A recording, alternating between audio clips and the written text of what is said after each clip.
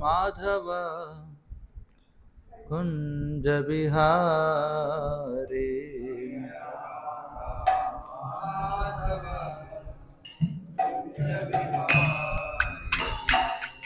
जय राधा माधव कुंज बिहारी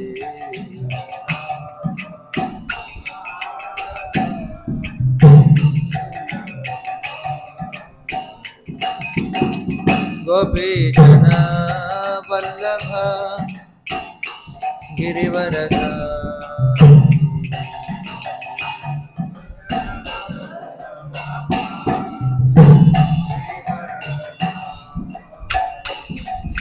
गोपीजन वल्लभ गिरिवरधारी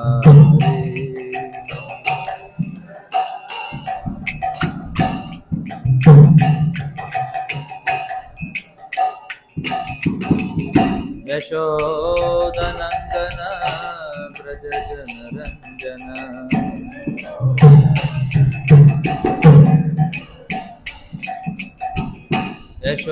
यशोदनंदन व्रज जनरंजन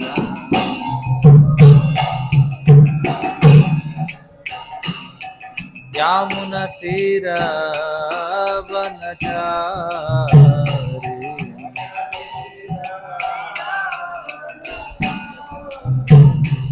यामुना तीरा वनचारी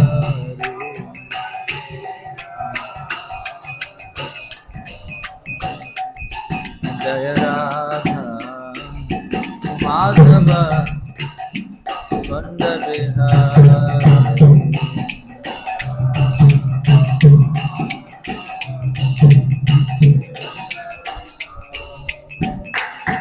जय राधा माधव कुंज बिहारी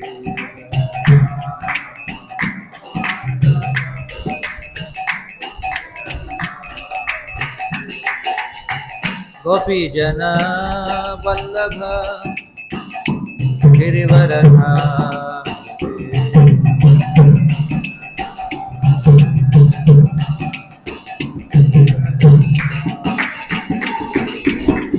गोपीजन वल्लभ गिरिवरधारी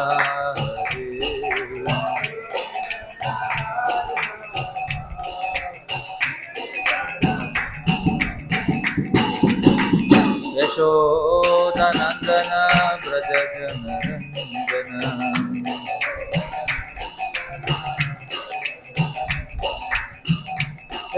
यशोदनंदन व्रज जनरंजन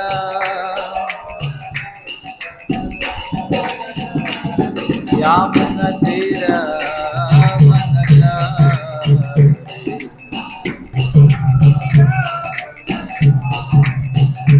यामुना तीरा वनचारी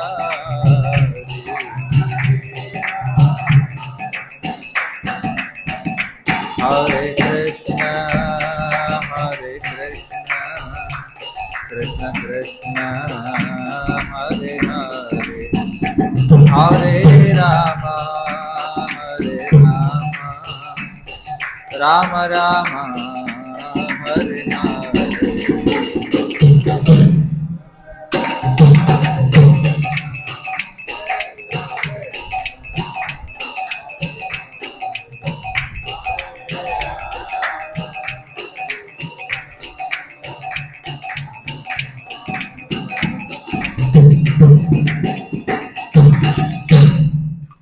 जय ओम विष्णुपाद परमहंस परिव्राजकाचार्य अष्टोत्तर शतश्री श्रीमद् भक्ति वेदांत स्वामी श्रीला प्रभुपाद की जय।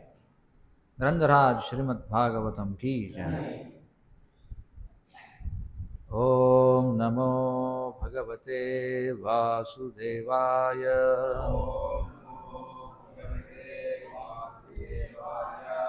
ओम नमो भगवते वासुदेवाय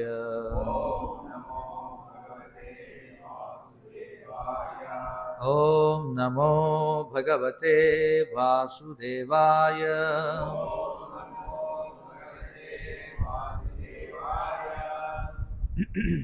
శ్రీమద్భాగవతం 3వ స్కందం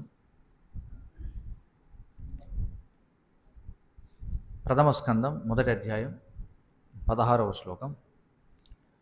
పదపాఠం చూద్దాం.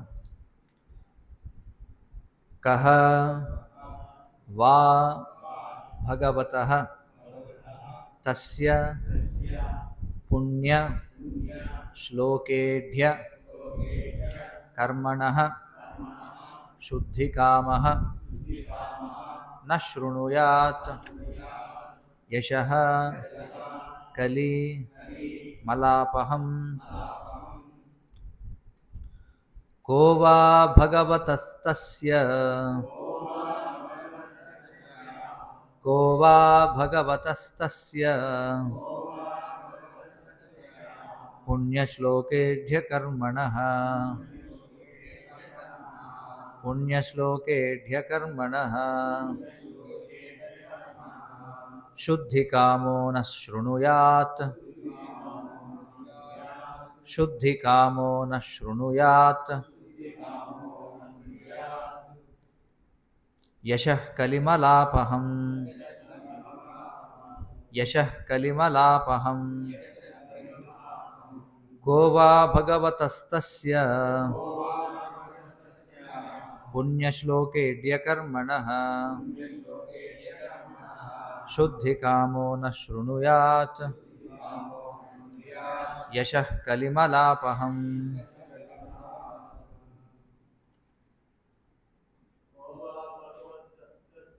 కో వా భగవతస్తస్య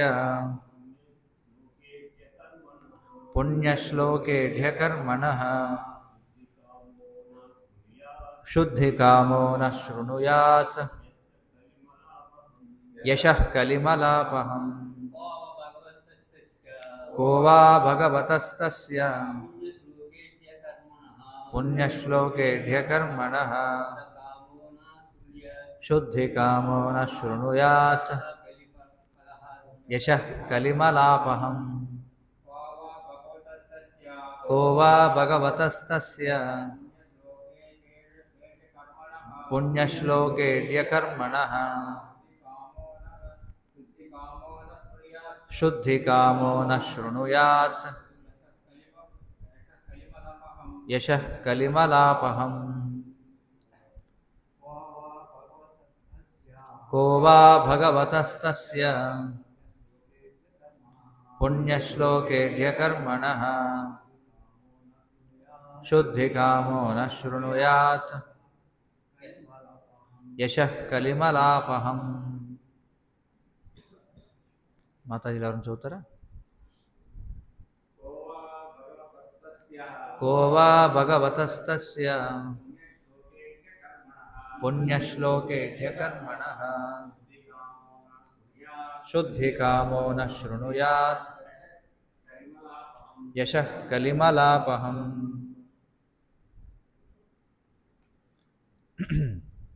ప్రతిపదార్థములు.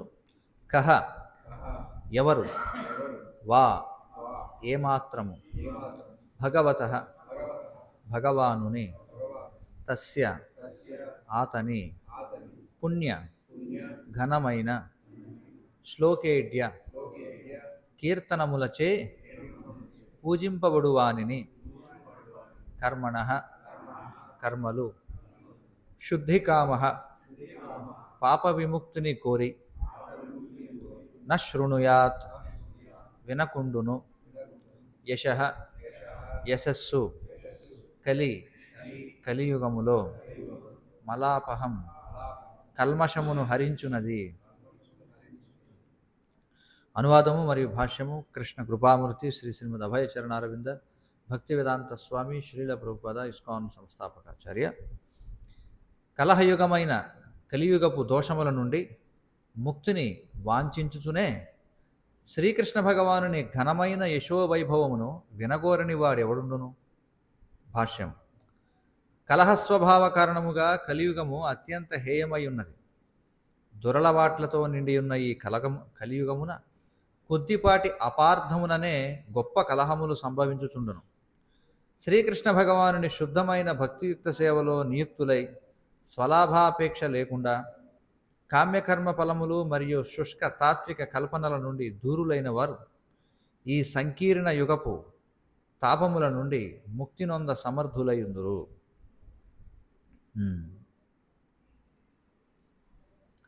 జనుల నాయకులైన వారు శాంతి మరియు పురోగతులను కలిగి జీవింపగోరినను తత్కార్యమును సులభముగా సాధింపగల శ్రీకృష్ణ లీలాశ్రవణమనేటి సులభ మార్గమును గూర్చి ఏమాత్రము ఎరుగకున్నారు. పైగా వారు అట్టి లీలా ప్రచార కార్యక్రమముల ఎడ విముఖులై ఉన్నారు. వేరు మాటలలో మూర్ఖులైన నాయకులు భగవానుని అస్తిత్వమునే సంపూర్ణముగా నిరసించుచున్నారు. మతరహిత రాజ్యమనడి పేరుతో అట్టి నాయకులు ప్రతి సంవత్సరము పలు ప్రణాళికలను తయారు చేయుదురు. కానీ ప్రగతి కొరకై వారు గావించు ప్రణాళికలు శ్రీకృష్ణ భగవానుని ఆధీనమున ఉన్న ప్రకృతిచే సర్వదా విఫలములు గావించబడుచుండను. ఈ విధముగా శాంతి మరియు సౌభ్రాతృత్వముల ఎడ తమ ప్రణాళికలు నిత్యము భంగపడుచున్నను వారికి కనువిప్పు కలగదు. అట్టి వారికి ఆటంకములను అధిగమించుటకు ఇక్కడ ఒక సూచన వసగబడుచున్నది. అది ఏమనా, మనము శాంతిని వాంఛింతుమేని శ్రీకృష్ణ భగవానుని అవగతము చేసుకున్న మార్గమును చేపట్టి ఈ శ్రీమద్భాగవత పుటలలో వర్ణింపబడిన అతని అద్భుత కర్మలను కీర్తింపవలెను. ఓం అజ్ఞానతిమిరాంధస్య జ్ఞానాంజనశలాకయ చక్షురున్మీలితం येन తస్మై శ్రీగురవే నమః. నమ ఓం విష్ణుపాదాయ కృష్ణప్రేష్ఠాయ భూతలే శ్రీమతే భక్తివికాసస్వామినితి నామినే. నమ ఓం విష్ణుపాదాయ కృష్ణప్రేష్ఠాయ భూతలే శ్రీమతే భక్తివేదాంతస్వామినితి నామినే. నమస్తే సారస్వతే దేవే గౌరవాణి ప్రచారిణే నిర్విశేషశూన్యవాది పాశ్చాత్యదేశతారిణే. జయ శ్రీకృష్ణ చైతన్య ప్రభు నిత్యానంద శ్రీ అద్వైత గదాధర శ్రీవాసాది గౌరభక్తవృంద. హరే కృష్ణ కృష్ణ కృష్ణ హరే హరే, హరే రామ రామ రామ హరే హరే. హరే కృష్ణ. ఆదివారం సత్సంగ కార్యక్రమానికి అందరికీ స్వాగతం. ఈరోజు మనం చర్చిస్తున్నది శ్రీమద్భాగవతం మొదటి స్కందం. శ్రీమద్భాగవతంలో మొత్తం 12 స్కందాలు ఉన్నాయి. ఈ 12 స్కందాలు కూడా శ్రీకృష్ణ భగవానుని యొక్క వివిధ అవయవములతో పోల్చబడ్డాయి అన్నమాట. అసలు శ్రీమద్భాగవతం అంటే ఏమిటి? చాలామందికి భగవద్గీత అంటే ఏమిటో, మహాభారతం అంటే ఏమిటో, భాగవతం అంటే ఏమిటో, వీటి మధ్య తేడా ఏమిటో ఎవరికి తెలియదు అనమాట, ముఖ్యంగా ఈ రోజుల్లో. మరి భగవద్గీత అంటే భగవంతుడు నేరుగా పలికినటువంటిది భగవద్గీత. ఈ భగవద్గీత ఈ ప్రపంచంలో జీవిస్తున్నటువంటి జీవులు ఎవరైతే ఉన్నారో వారు ఏ విధంగా జీవించడం ద్వారా తమ మానవ జన్మను పరిపూర్ణం చేసుకోగలరనే దాని గురించి వివరిస్తుంది అన్నమాట. అందుకే భగవద్గీత దేనితో ముగుస్తుంది అంటే శ్రీకృష్ణ భగవానుడు చెప్తాడు, సర్వధర్మాన్ పరిత్యజ్య మాం ఏకం శరణం వ్రజ అహం త్వాం సర్వపాపేభ్యో మోక్షయిష్యామి మా శుచః అని చెప్పంటాడు. సర్వధర్మాన్ పరిత్యజ్య అంటే సకల ధర్మములను విడిచిపెట్టి నన్ను ఒక్కడినే శరణు పొందండి అని కృష్ణుడు చెప్తున్నాడు. ఇంకేమంటున్నాడు? సర్వధర్మాన్ని పరిత్యజ్య మామేకం శరణం వ్రజ అహం త్వాం సర్వపాపేభ్యో, నేను మీ యొక్క సకల పాపములన్నింటినీ కూడా, సకల పాపముల నుండి ముక్తిని కలిగిస్తాను, మా శుచః, మీరేమీ దిగులు చెందొద్దు అని చెప్పి అంటున్నాడు. అదే ఆయన చెప్తున్నటువంటి విషయం. అయితే దీనితో భగవద్గీత ముగుస్తుంది. ఏమని? కృష్ణుడు భగవంతుడు, కృష్ణుడికి మనం శరణాగతి పొందాలని దానితో. మరి భగవద్గీత ఎక్కడిది అంటే ఇది మహాభారతంలో ఒక చిన్న భాగం అన్నమాట. విధంగా చెప్పాలంటే మహాభారతంలోని మణిమకుటాలు 2 ఏమిటంటే భగవద్గీత, మరొకటి విష్ణు సహస్రనామం. ఈ 2 కూడా మహాభారతం నుండి సేకరించబడినటువంటివి.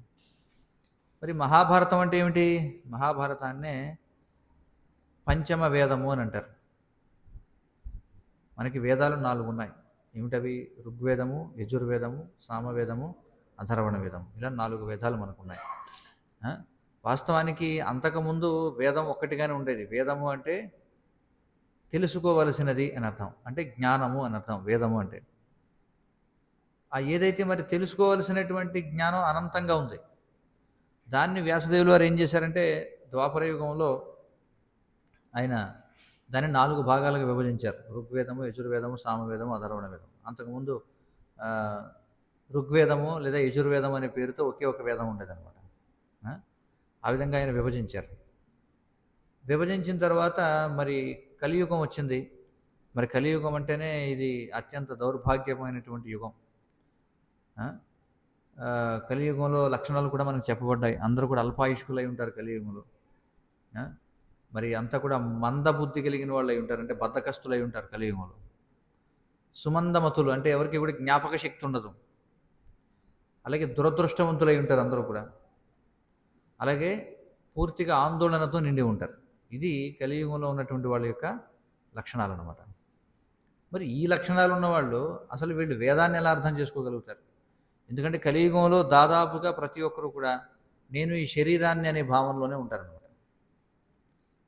వాస్తవానికి మనం ఈ శరీరం కాదు. కానీ కలియుగంలో జనులు దాదాపుగా శరీర చేతనంలోనే ఉంటూ పశువులకి అభిన్నులై ఉంటారనమాట. దాదాపు పశువులుగానే జీవిస్తూ ఉంటారు కలియుగం. మరి ఇలాంటి వాళ్ళు అసలు వేదాన్ని ఎలా అర్థం చేసుకోగలరు? ఎందుకంటే వేదం అనేది వేదాల్లో అన్ని తరగతులకు చెందినటువంటి జ్ఞానము ఇవ్వబడింది. భౌతికము అలాగే ఆధ్యాత్మికము అన్నీ కూడా ఇవ్వబడ్డాయి. అర్థమవుతుంది కదా? మరి ఈ కలియుగంలో ముఖ్యంగా ఎవరుంటారు? శాస్త్రాలు చెప్తున్నారు. స్త్రియో వైశ్యస్తథా శూద్రః అని చెప్పన్నారు. అంటే ఈ 3 వర్గాలకు చెందిన వారు కలియుగంలో ఎక్కువగా ఉంటారు. ఎవరు? స్త్రీల సంఖ్య పెరుగుతుంది కలియుగంలో. వైశ్య అంటే వ్యాపారస్తులు, శూద్రః అంటే ఎవరైతే జీతానికి పనిచేసేటువంటి వాళ్ళు, వీళ్ళ సంఖ్య ఎక్కువగా ఉంటుంది. మరి వేదమును అర్థం చేసుకోవాలంటే వ్యక్తి సత్వగుణంలో ఉండాలి. అంటే అతడు బ్రాహ్మణుడై ఉండాలి. బ్రాహ్మణుడు అంటే ఎవరు? బ్రహ్మజానాతి ఇది బ్రాహ్మణః అన్నారు. అంటే నేను ఈ శరీరం కాదు ఆత్మ అని తెలుసుకుని ఆత్మ సంబంధంగానే జీవించేవాడిని బ్రాహ్మణుడు అంటారు. అంతే, అంతకుమించి ఏం లేదు. బ్రాహ్మణుడు అంటే ఇదేమి మన సర్టిఫికేట్లో బ్రాహ్మణుడు అని రాసి ఉండాలని ఏం కాదు. ఓసీ కేటగిరీలో ఒక బ్రాహ్మణుడు తండ్రి బ్రాహ్మణుడై ఉండాలి, తాత బ్రాహ్మణుడై ఉండాలి, అది కాదు. ఇక్కడ శాస్త్రాల్లో చెప్పిన బ్రాహ్మణత్వం అంటే ఏమిటంటే ఎవరైతే నేను ఈ శరీరాన్ని కాదు, నేను ఆత్మని. మరి నేను ఆత్మనైనప్పుడు ఈ శరీర చేతనలు ఎందుకు పనిచేయాలి? మనం శరీరం కాదని తెలుసుకున్నాం, మనం ఆత్మని తెలుసుకున్నాం. మరి తెలుసుకున్నప్పుడు ఆత్మగానే మనం పనిచేయాలి, కానీ శరీరంగా ఎందుకు పనిచేయాలి? కానీ మరి శరీరంగా మనం పని చేయకపోతే శరీరాన్ని విడిచిపెట్టేయాల్సి ఉంటుంది కదా. అందుకని ఏం చేయాలి? ఆత్మగా ఎక్కువగా పనిచేస్తూ ఆత్మగా పనిచేయడానికి శరీరం ఎంతవరకు దోహదం అవుతుందో అంతవరకే శరీర సంబంధమైన పనులు చేయాలి. ఆ వాడినే ఏమంటారంటే బ్రాహ్మణుడు అని చెప్పి అంటారు. కాబట్టి ఆ విధంగా జీవితాన్ని ఈ జ్ఞాన సముపార్జన కోసం ఎవరైతే వెచ్చిస్తారో వాళ్ళు మాత్రమే వేదాన్ని అర్థం చేసుకోగలరు. కానీ అలాంటి వారి యొక్క సంఖ్య చాలా చాలా చాలా చాలా తక్కువగా ఉంటుంది కలియుగంలో. మరి వీరిని దృష్టిలో పెట్టుకుని వీరిని ఎలా మరి ఏం చేయాలి? అందరూ శరీర చేతనంలో ఉన్నటువంటి వాళ్ళని వీరిని క్రమక్రమంగా ఎలా మనం ఆధ్యాత్మిక స్థాయికి తీసుకురావాలి? వీరిని ఎలా ఆత్మస్థాయికి తీసుకురావాలి? ఒకేసారి తీసుకురావడం కష్టం. కాబట్టి ఆయన ఏం చేశారంటే పంచమ వేదం మహాభారతాన్ని రచించారనమాట. అంటే ఈ వేదాల్లో ఉన్నటువంటి విషయాలనే ఏం చేశారంటే అందరికీ అర్థమయ్యేలాగా ఉదాహరణల రూపంతో. అంతకుముందు ఉదాహరణలు ఇవ్వాల్సిన అవసరం ఉండేది కాదు. అందుకే మీరు చూడండి వేదాల్లో కానీ లేదా ఉపనిషత్తుల్లో కానీ ఉదాహరణలు ఉండవు, నేరుగా తత్వం ఉంటుందంతే. కానీ నేరుగా తత్వం చెప్తే ఎవరు అర్థం చేసుకోలేని పరిస్థితి. అందుకని ఏం చేశారు? మన కలియుగంలో ఉదాహరణలు ఇచ్చారు. ఉదాహరణలు అంటే అవి కల్పితమైన ఉదాహరణలు కాదు. చరిత్రలో జరిగినటువంటి ఏవైతే ఉదంతాలు ఉన్నాయో, చరిత్రలో జరిగినటువంటి వృత్తాంతాలు ఏవైతే ఉన్నాయో వాటిని ఉదాహరణగా తీసుకుని ఏం చేశారంటే ఈ తత్వాన్ని వివరించారనమాట. వాటిని ఏమంటారంటే పురాణములు అని చెప్పి అంటారు. పురాణములు అంటే హిస్టరీస్, చరిత్రలు. ఆ? అంటే వాటి యొక్క కాలమానాన్ని మనం లెక్క పెట్టలేమన్నమాట. ఎప్పుడు జరిగిందో తెలియదు, ఎక్కడ జరిగిందో కూడా తెలియదు. కొన్ని మన భూమి మీదని కొన్ని తెలుసుకోవచ్చు, కానీ మరి ఈ ఈ భౌతిక ప్రపంచం అంటే మన భూమి ఒకటే కాదు కదా, భూమండలం, అలాగే ఊర్ధ్వలోకాలు అధోలోకాలు ఉన్నాయి. కాబట్టి ఈ 14 భువనాల్లో ఎక్కడైనా జరిగి ఉండొచ్చు పురాణాల్లో చెప్పబడినటువంటి విషయాలు. వాటన్నిటిని కూడా మనకి ఇచ్చారు. అదేవిధంగా పురాణము అంటే ఈ వేద అధ్యయనమును పూర్ణము చేసేదని కూడా అర్థం ఉంది. అంటే స్టడీని కంప్లీట్ చేసేదాన్ని కూడా పురాణము అని చెప్పి అంటారు. అంటే పురాణాలు లేకుండా వైదిక జ్ఞానం అనేది సంపూర్ణం కాదనమాట. కాబట్టి అది మహాభారతం. మరి ఆ మహాభారతంలో అందులో ఉన్నటువంటిది ఏమిటంటే ఈ భగవద్గీత అందులో భాగం అనమాట. మరి భాగవతం అంటే ఏమిటండి? మహాభారతం ఏం చేస్తుందంటే వేదాల్లో ఏవైతే విషయాలు ఉన్నాయో అన్ని విషయాల గురించి కూడా మహాభారతం చెప్తుంది. మరి వేదాల్లో మనం చూస్తే ముఖ్యంగా 3 రకాల జ్ఞానం అనేది ఉంది. జ్ఞానకాండ, కర్మకాండ, ఉపాసనకాండ అని చెప్పి అంటారు.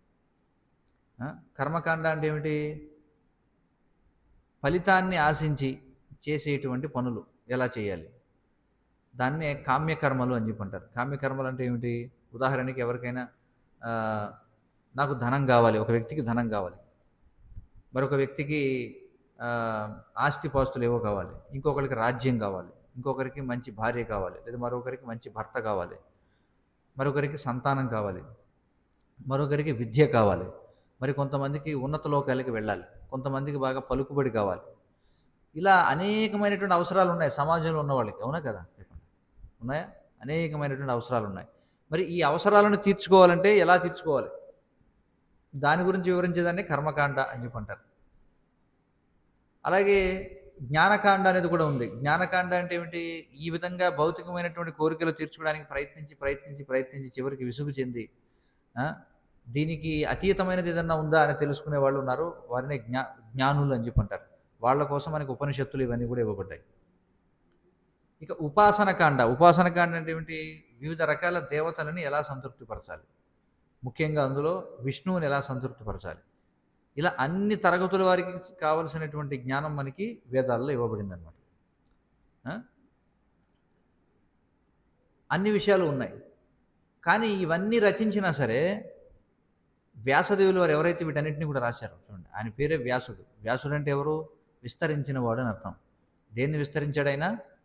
ఈ వేద జ్ఞానాన్ని, అంటే నాలెడ్జ్ని కేటగరైజ్ చేశాడనమాట. ఆయన ఉన్నటువంటి వేద జ్ఞానాన్ని రకరకాల విభజనలు, ఉపవిభజనలుగా ఆయన మన యొక్క అధ్యయన సౌలభ్యం కోసం దాన్ని విభజించాడు. మళ్ళీ అదవుతుంది కదా. ఇవన్నీ చేశారు కానీ వ్యాసదేవుల వారికి సంతృప్తి లేదు.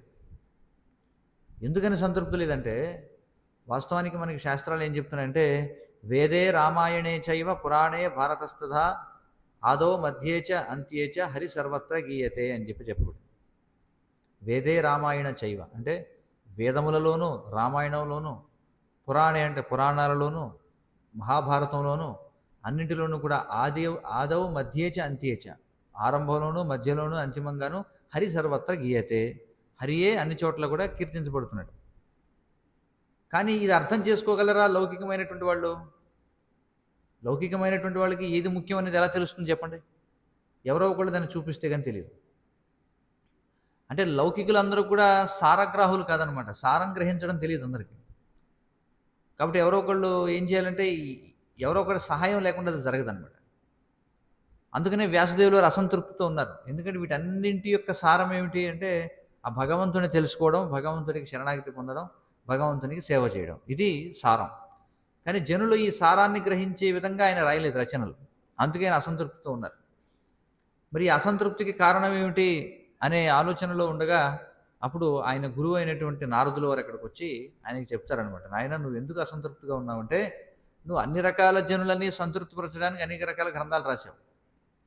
సత్వగుణంలో ఉన్న వాళ్ళ వారి కోసం శాస్త్రాలు రాశావు, రజోగుణంలో ఉన్న వారి కోసం శాస్త్రాలు రాశావు, తమో గుణంలో ఉన్న వారి కోసం కూడా నువ్వు జ్ఞానాన్ని ఇచ్చావు, అందరినీ సంతృప్తిపరిచావు, దేవతలను సంతృప్తిపరిచావు, ధర్మ అర్థ కామ మోక్షములు కావాలనుకున్న వాళ్ళందరినీ సంతృప్తిపరిచావు. కానీ భగవంతుణ్ణి మాత్రమే సంతృప్తిపరిచే కార్యం ఏది చేయలేదు. నువ్వు చేసిన అన్ని పనుల్లోనూ ఎంతో కొంత భగవంతుడి గురించి తెలియజేశావు, భగవంతుడి సంతృప్తి కోసం ఏదో చేశావు. కానీ కేవలం భగవంతుణ్ణి మాత్రమే కీర్తించేటువంటి గ్రంథాన్ని నువ్వు రాయలేదు, అందుకే నువ్వు అసంతృప్తితో ఉన్నావు.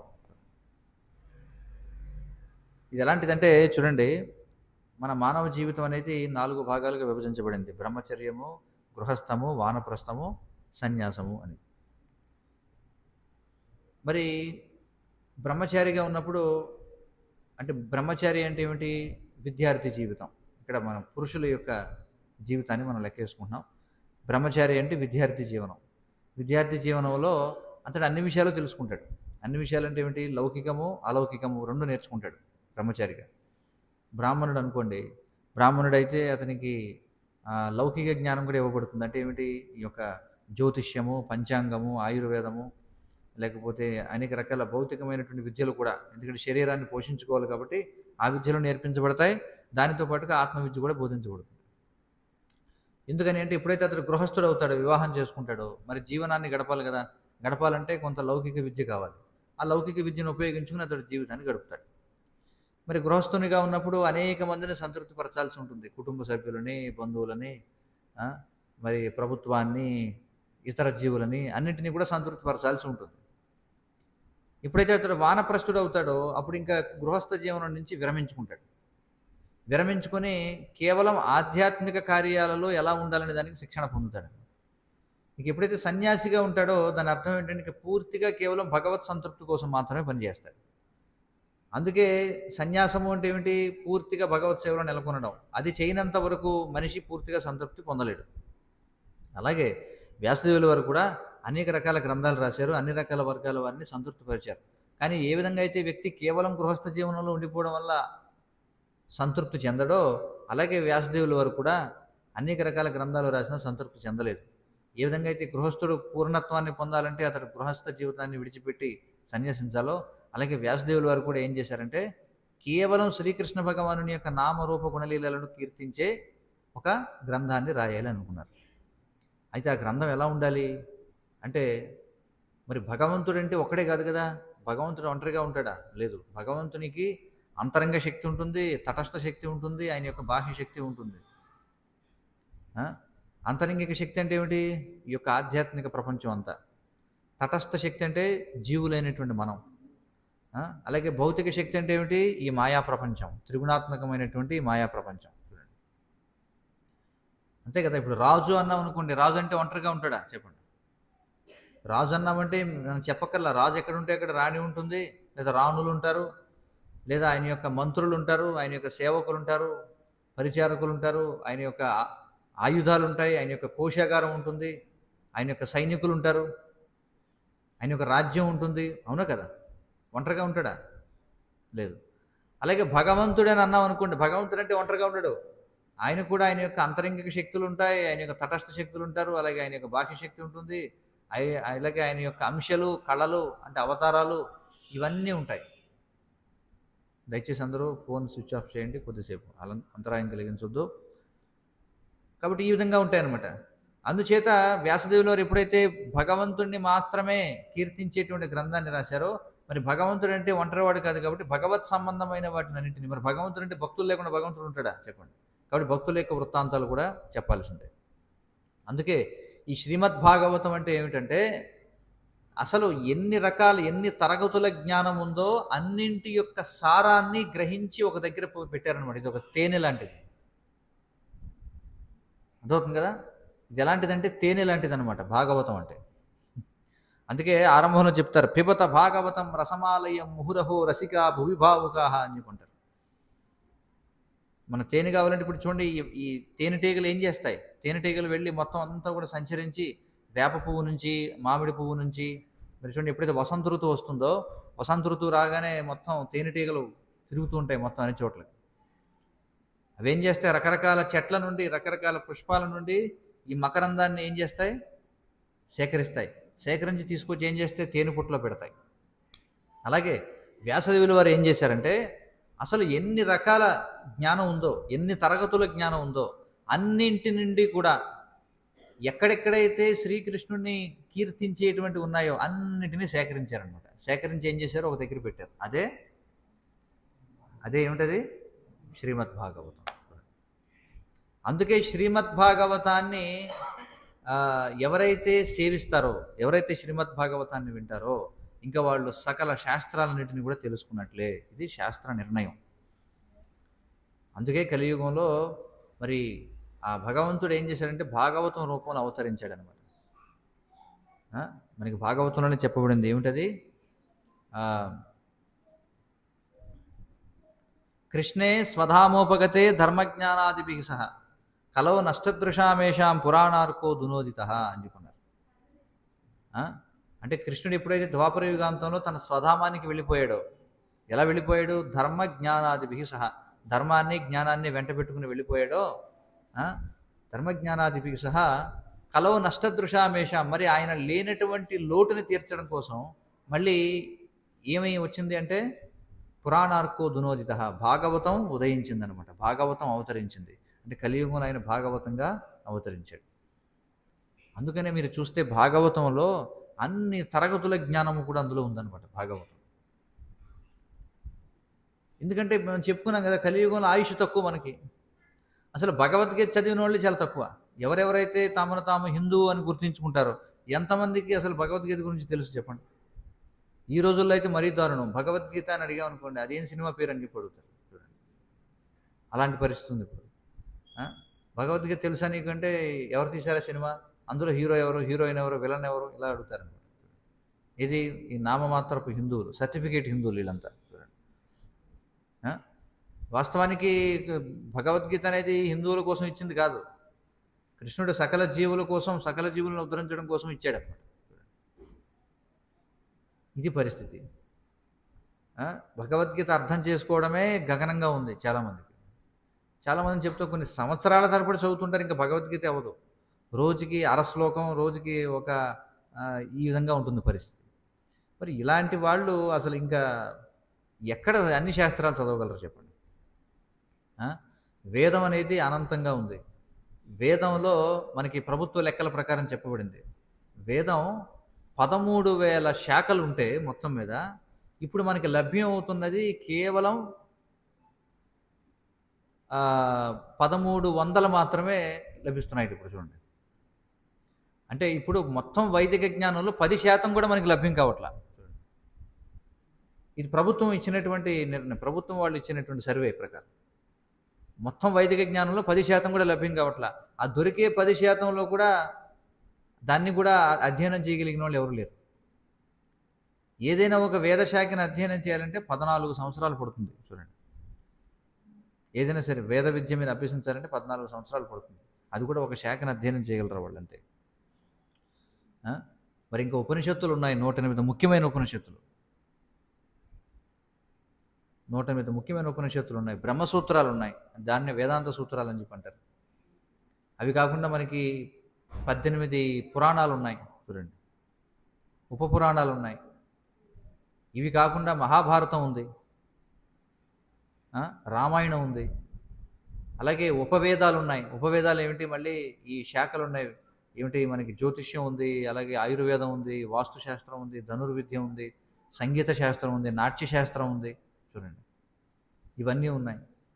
మరి ఇవన్నీ ఎవరు వీటి గురించి ఆలోచిస్తున్నారు చెప్పండి? కలియుగంలో ఎవరైనా ఆలోచిస్తున్నారా? ఎవరికి తీరికుంది అసలు? ఎందుకంటే కలియుగంలో అందుకే ఏమన్నారంటే ముందు ఆయుష్ తక్కువ, మొట్టమొదటి విషయం. ఆయుష్ తక్కువ అవడం వల్ల ఎవరు కూడా ఏం చేయలేరు. రెండవది బద్ధకస్తులు కలియుగంలో. భౌతికంగానూ బద్ధకస్తులు, ఆధ్యాత్మికంగానూ బద్ధకస్తులు. అంతే కదా, ప్రతిదానికి మిషనే కలియుగంలో, ప్రతిదానికి యంత్రం కావాలి. అది పరిస్థితి. పోనీ మందమతయోర్ అని చెప్పున్నారు. సుమందమతయోర్ అంటే జ్ఞాపక శక్తి తక్కువ. అర్థమైంది కదా. మీ ఫోన్ నెంబర్ ఏమిటని అడిగితే చాలామంది మళ్ళీ చూసుకోవాలి, వాళ్ళ ఫోన్ నెంబర్ ఏమిటో తెలియదు. అది పరిస్థితి. అంత జ్ఞాపక శక్తి తక్కువ. మందభాగ్యోర్ అని చెప్పున్నారు. మందభాగ్యోర్ అంటే దురదృష్టవంతులు. ఎందుకంటే కనీసం ప్రతి జీవికి కనీస అవసరాలు ఏమిటి? ఆహార, నిద్ర, భయమైదనాలు. వాటిని సంపాదించడానికే జీవితం అంతా అయిపోతుంది చాలామందికి. కనీసం ఆహారం, నిద్ర, భయమైదనాలు కూడా దొరకని పరిస్థితి. ఇలాంటి వాళ్ళు దీనికి పైగా ఉపద్రుత అంటే మానసిక ఆందోళన ప్రతి ఒక్కరికి. ఎవ్వడికి మానసిక ప్రశాంతత ఉన్నవాడు ఎవడూ లేడు కలియుగంలో. ఇలాంటి లక్షణాలు ఉన్నవాళ్ళు వీళ్ళు ఎక్కడ శాస్త్రం చదువుతారు వీళ్ళు? అందుకే వ్యాసదేవులు వారు ఏం చేశారంటే ఎవరైతే అదృష్టవంతులు ఉంటారో కనీసం వాళ్ళ కోసమైనా ఒకవేళ ఎవరైనా కలియుగంలో అసలు ఏమిటి సమస్త శాస్త్రాల యొక్క సారాంశం ఏమిటి అని తెలుసుకోవాల్సిన కోరిక ఎవరికన్నా ఉంటే వాడన్నా కనీసం చదువుతాడని చెప్పి ఆయన ఏం చేశారు, మొత్తం సకల వైదిక జ్ఞాన గ్రంథాలు ఏవైతున్నాయో అన్నింటి నుండి కూడా ఏదైతే సారమో అదంతా గ్రహించి తీసుకొచ్చి శ్రీమద్ భాగవతం రూపంలో పెట్టారు. అందుకే భాగవతంలో మనకి ఆ శ్లోకం ఉంది ఏమిటంటే, నిగమ కల్పతరోర్ గలితం ఫలం. చూడండి, నిగమములు అంటే నిగమ అంటే పైనుంచి కిందకు వచ్చినవి అని. అంటే మిగిలిన గ్రంథాలన్నీ కూడా నిగమాలు కాదనమాట. నిగమ అన్న ఆగమ అన్న రెండు ఒకటే. ఆగమ శాస్త్రాలు అంటారు. అంటే ఇవి మనుషులు రాసినవి కాదు, అపౌరుషేయాలు అని చెప్పి అంటారు. అంటే మనకి పరంపరగా భగవంతుడి నుంచి మనకు వస్తున్నాయి ఋషుల ద్వారా. వాళ్ళు సాక్షాత్కారాన్ని పొందారనమాట. ఇవేవో పుస్తకాలు రాసినవి కావు ఇవేమి. నిగమ కల్పతరోర్ అని చెప్పన్నారు. అయితే ఈ వేదాలని కల్పవృక్షము అని చెప్పన్నారు. కల్పవృక్షం అంటే ఏమిటి అర్థం? కల్పవృక్షం అంటే మన సంకల్పాన్ని తీర్చేయగలిగినటువంటి, మనం ఏం కోరుకుంటే అది ఇస్తాయి. అలాగే వేదాల్లో కూడా మీకు ఏ జ్ఞానం కావాలంటే ఆ జ్ఞానం ఉందన్నమాట. పరశువేది అనేటువంటిది ఒకటి ఉంది. ఆకుల రసాన్ని కలిపి బంగారం ఎలా తయారు చేయాలి అవి కూడా ఉన్నాయి. విమాన శాస్త్రం ఉంది, నాట్య శాస్త్రం ఉంది, శిల్పశాస్త్రం ఉంది. చూడండి ఎన్ని ఆలయాలు, ఎన్ని ప్రాచీనమైనటువంటి ఆలయాలు ఉన్నాయి మనకి. సంఖ్యాశాస్త్రం ఉంది, ప్రపంచానికి అంకెలను ఇచ్చినటువంటి వాళ్ళు మన భారతీయ సంస్కృతిలో మనం చూస్తే. క్షిపణి శాస్త్రం ఉంది, క్షిపణులు ఆయుధాలు ఎలా తయారు చేయాలి వాటి గురించి. నాట్య శాస్త్రం ఉంది, సంగీత శాస్త్రం ఉంది, ఆయుర్వేద శాస్త్రం ఉంది వైద్యంకు సంబంధించి, జ్యోతిర్వేదం ఉంది, జ్యోతిష శాస్త్రం ఉంది. ఇలా అనంతంగా ఉన్నాయన్నమాట. అందుకే ఏమన్నారంటే నిగమ కల్పతరోర్ అని చెప్పన్నారు. ఇది కల్పవృక్షము. ఏమిటి? వేదము కల్పవృక్షము. అయితే పరిస్థితి ఏమిటి ఇప్పుడు? ఆ కల్పవృక్షం దీని శాఖలు శాఖోపశాఖలు లెక్క పెట్టుకోవడానికి కూడా ఎవరికి తీరిక లేదు. చూడండి, అందుకేం చేశారు, నిగమ కల్పతరోర్ గలితం ఫలం. గలితం అంటే ఏమిటి? పక్వమైనటువంటిది, అంటే పండినటువంటి ఫలం అట. ఏమిటది? నిగమ కల్పతరోర్ గలితం ఫలం. అదే భాగవతం. అంటే వేదం అనేది ఒక వృక్షం అయితే, ఇప్పుడు మనకి సరే మామిడి చెట్లు చాలా ఉన్నాయి. ఎవరికైనా మామిడికాయ తినాలనిపిస్తే మామిడాకులు తింటే మామిడి పండు తిన్న అనుభూతి కలుగుతుందా చెప్పండి? లేదా మామిడి మండ తిన్నారనుకో, నవ్వులుతున్నారనుకో, చీకుతూ ఉంటే ఏమన్నా ప్రయోజనం ఉంటుంది దానివల్ల? లేదు. ఏం తినాలి? మామిడి పండు తినాల్సిందే కదా.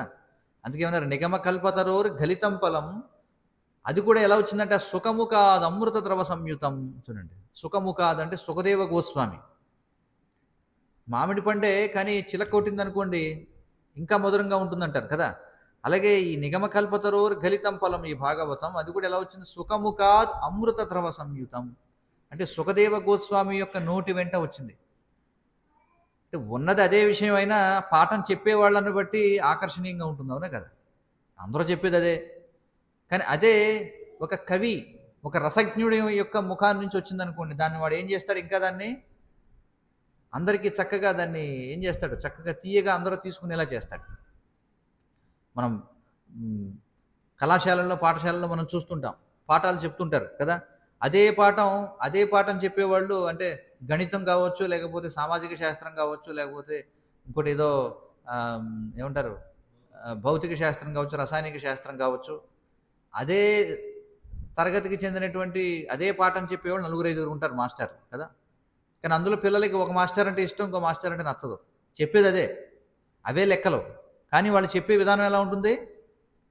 చాలా వినసొంపుగా ఉంటుంది, చాలా రసరమ్యంగా ఉంటుందన్నమాట. కాబట్టి ఇదే భాగవతాన్ని ఏం చేశారట, సుఖముఖాద్ అమృత ద్రవ సంయుతం. చూడండి, సుఖదేవ గోస్వామి ఏం చేశారు, వాళ్ళ నాన్నగారి నుంచి విన్నాడు, ఆయన వ్యాసదేవుల వారి నుంచి విన్నాడు. వ్యాసదేవుల వారు నారదుల వారి నుంచి విన్నాడు ఇదే భాగవతం. నారదుల వారు ఆయన తండ్రి అయినటువంటి బ్రహ్మదేవుడి నుంచి విన్నాడు. బ్రహ్మదేవుడికి భగవంతుడు చెప్పింది 4 శ్లోకాలు. మీకు అర్థమైందా? 4 శ్లోకాలు ఎవరు? కృష్ణుడు బ్రహ్మదేవుడికి చెప్పింది భాగవతంలో. ఆ 4 శ్లోకాలు కూడా ఇందులో ఉన్నాయి. కానీ ఆ 4 శ్లోకాలు మనకి సుఖదేవ గోస్వామి 18,000 శ్లోకాల్లో ఇచ్చారు. అంటే చూడండి, ఇది ఎలాంటిదంటే, ఇప్పుడు మనం ఏదో ఒక పదార్థం, మనకి కూరగాయలు ఉన్నాయి, ఉదాహరణకి బీరకాయలో లేదా బెండకాయలో లేకపోతే ఏదో ఉంది, వాటిని పచ్చిగా తినమన్నాం అనుకోండి, అలా తినేవాళ్ళు కూడా ఉన్నారా లేదా? కొంతమంది అదే వైద్య విధానంగా ఏం చేస్తారు, పచ్చి కూరగాయలు తింటుంటారు, పచ్చి చిక్కుడుకాయలు, పచ్చి వేవి తిరుగుతాయి తినేస్తుంటారు. అది తినడమే, దాన్ని కూర వండుకొని తినడం కూడా తినడమే. దానికి దీనికి తేడా ఏమిటి? ఇది తినగలిగేలా మనకి అందిస్తున్నారు. బియ్యం ఉంది, పచ్చి బియ్యం తినేయండి అంటే, అసలు పచ్చి బియ్యం వరకు ఎందుకు? అలాగా ఆ కోత మీద ఉండగానే తినేయమని చెప్పామనుకోండి, లేదా అది కూడా ఎందుకు అసలు వరిగడ్డి నుంచి వస్తుంది కదా, గడ్డి తినేయండి అంటే నేరుగా చెప్పండి, కష్టం అవుతుందా లేదా? దాన్ని అనేక స్థాయిల్లో దాన్ని తీసుకొచ్చి దాన్ని పంటను పెంచి దాన్ని కోత కోసి దాన్ని ఎండబెట్టి దాన్ని దంచి దాన్ని తీసి తర్వాత దాన్ని ఆ, ఏమిటంటే దాన్ని ఉడకబెట్టి వచ్చిన తర్వాత మళ్ళీ ఊరికే అన్నం కూడా తినలేం, అందులో కూర ఉండాలి, దానికి పప్పు ఉండాలి, సాంబార్ ఉండాలి, ఇంకోటి ఏదో ఉండాలి, నెయ్యి ఉండాలి, అన్నీ ఉండాలి. అలాగా ఈ భాగవతాన్ని ఏం చేశారంటే సుఖముఖాద్ అమృత తరవ సంయుతం, సుఖదేవ గోస్వామి ఏం చేశారంటే దాన్ని అమృత తుల్యంగా మార్చారనమాట. అమృత తుల్యంగా. ఇది ఆయుర్వేదంలో మనకు చూడండి అనేక రకాల కషాయాలు అవి ఇవి ఉంటాయి. ఈ కషాయాలను ఏం చేస్తారంటే మూల రూపంలో కాకుండా మనం మృంగగలిగేలా దానికి కొంచెం ఏం చేస్తారంటే కొంచెం తీయదనం ఏమైనా జోడిస్తారనమాట. అలాగే సుఖదేవ గోస్వామి ఏం చేశారంటే సుఖముఖాద్ అమృత ద్రవ సంయుతం, ఆయన ఏం చేశారంటే అమృత తుల్యంగా మార్చారు. ఇంకేమంటారు మరి దీన్ని ఎవరు తాగుతారు? పిబత భాగవతం రసమాలయం. చూడండి, కాబట్టి భాగవతాన్ని తాగండి. పిబత అంటే పియో పియో, హిందీలో అంటాం కదా పియో అని చెప్పి, తాగండి. ఎవరు తాగలుగుతారు దీన్ని? ఇది భాగవతం అనేది రసమాలయం. రసము అంటే ఏమిటి? అన్ని రకాల రుచులు ఉన్నాయి ఇందులో. మనం ఉగాదికి పచ్చడి చేసుకుంటాం కదా, షడ్రుచులు ఉంటాయి. అలాగే భాగవతంలో అన్ని రసములు ఉన్నాయి. ఇక్కడ రసము అంటే ఏమిటంటే అన్ని రకాల సంబంధాలు ఉన్నాయి భగవంతునితో. ఇక్కడ రసము అంటే ఒక భగవంతునితో మనం కలిగి ఉన్న సంబంధంలో మనకి కలిగేటువంటి రుచి, ఆస్వాదన, దానిని రసము అని చెప్పి అంటారు. కొంతమంది భగవంతుణ్ణి శాంతరసంలో సేవిస్తుంటారు.